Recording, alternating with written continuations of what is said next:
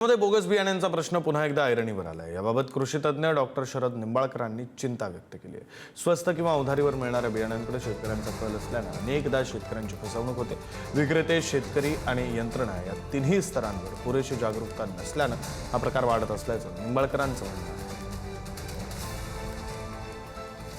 सीझनला ज्या ठिकाणी जे जे अवेलेबल असेल ते घेण्याच्या आणि जे स्वस्त थोडंसं मिळत असेल तो प्रकार हा शेतकरी स्वाभाविक आणि त्याला मार्गदर्शन करणारे जे समजा जे काही मार्गदर्शक लोक आहेत, दुकानदार आहेत, विक्रेते आहेत, तर ते जे म्हणतील त्याप्रमाणे थोडासा घेण्याचा प्रयत्न हा होत असतो। याच्यात काही वाद नाही। व्यवस्थेकडून जो आळा बसायला पाहिजे तो त्या प्रमाणात बसत नाही, ही वस्तुस्थिती मान्य करायला पाहिजे। ज्या क्षणाला तो विकणारा आणि घेणार आहे त्या संदर्भातली व्यवस्था आपल्याला अजूनही आपण केली नाही। म्हणजे शेतकरी आमचा त्या प्रमाणात जागरूक नाही, विक्रेत्यांनाही त्याच्याशी काही घेणे देणे नाही आणि यंत्रणा सुद्धा थोडीशी त्या बाबतीमध्ये इतकी कार्यक्षम आहे की नाही हे तपासून पाहण्याचं काय, त्याच्यामुळे हा धंदा चालतो।